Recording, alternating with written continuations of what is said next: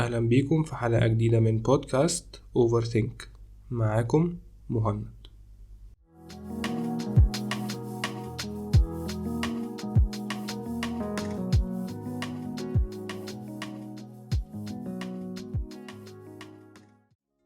في الحلقة النهاردة هنخرج برا المواضيع اللي كنا بنتكلم فيها بقالنا فترة، فالمود هيبقى مختلف شوية وإن شاء الله يكون الأحسن. في الحقيقة ما كنتش عارف أبدأ كلام في الموضوع ده إزاي أو من أي ناحية، بس لما خلصت كتابة حسيت إنه تمام، ممكن يبقى بداية كويسة لأي حد إنه يبدأ تفكير في الموضوع ده أو يحطه قدام عينيه. ففي الحلقة النهاردة هنتكلم عن العلاقات اللي في حياتنا بشكل عام. إيه هي العلاقات اللي في حياتنا أصلا؟ وإزاي العلاقات دي بتحدد شكل تعاملنا مع الناس اللي حوالينا؟ وليه بنحتاج نحدد شكل العلاقات اللي في حياتنا؟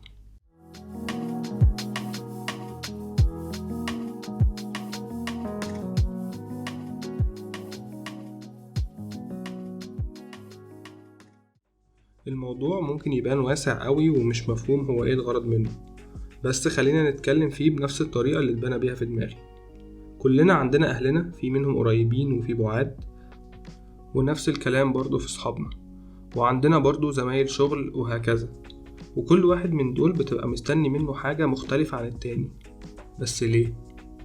والإجابة الطبيعية هي إن علشان كل واحد ليه شكل مختلف في حياتنا، وبالتالي مش بنستنى من البعيد زي اللي بنستناه من القريب. بس هيحصل ايه بقى لو دماغنا مش مستوعبة الفروقات دي؟ بنبدأ ساعتها نستنى حاجات من ناس معينين ما ينفعش نستنى منهم ده. يعني مثلا أبقى مستني من واحد صاحبي بس مش قريب قوي إنه يبقى بيسأل عليا كل يوم، والموضوع يبان مش منطقي علشان احنا بنتكلم عليه من بره، بس للأسف ده بيحصل بأشكال مختلفة، ويمكن يكون بيحصل مع معظمنا واحنا مش واخدين بالنا أصلا. وبعد كده بيبدأ يحصل مشاكل ومحدش بيبقى فاهم ليه كل ده بيحصل.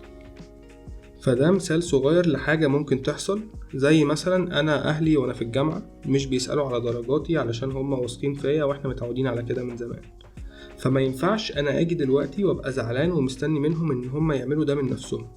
ده مش هيحصل غير لو أنا وصلت لهم ده، وإني عايز الموضوع ده يتغير، وإني محتاجهم يسألوا عليا. فأنا كده ببقى بغير شكل العلاقة.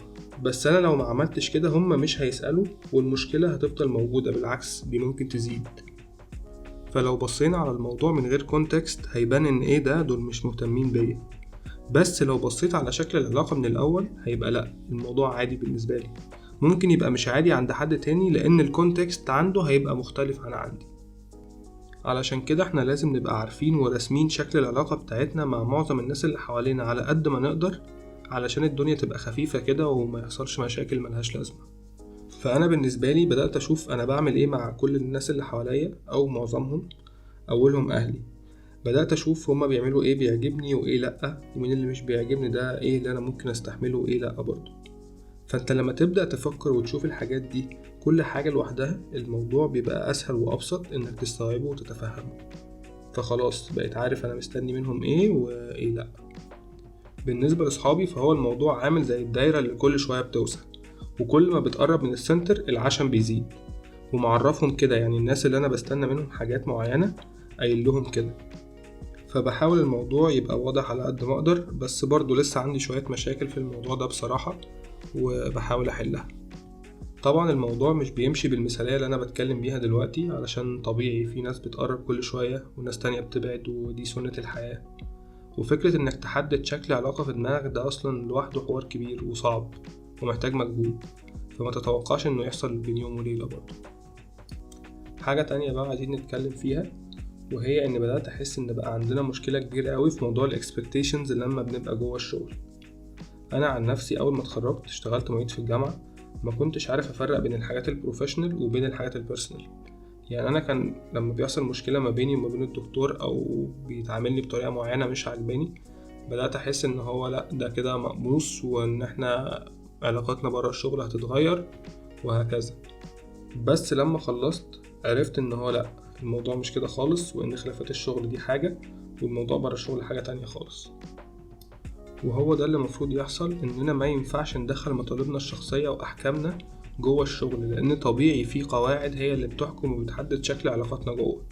فما ينفعش أحاول أفرض على حد حاجة طول ما هو مش بيتعارض مع قواعد المكان اللي احنا فيه.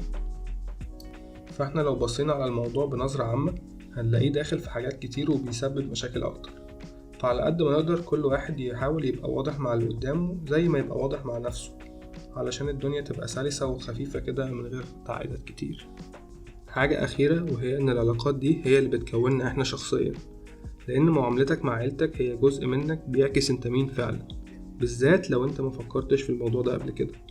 معاملتك مع صحابك ومع البواب، حتى مع الناس اللي بتشوفهم أول مرة وبيختفوا تاني، كل ده هو انت أو انتي.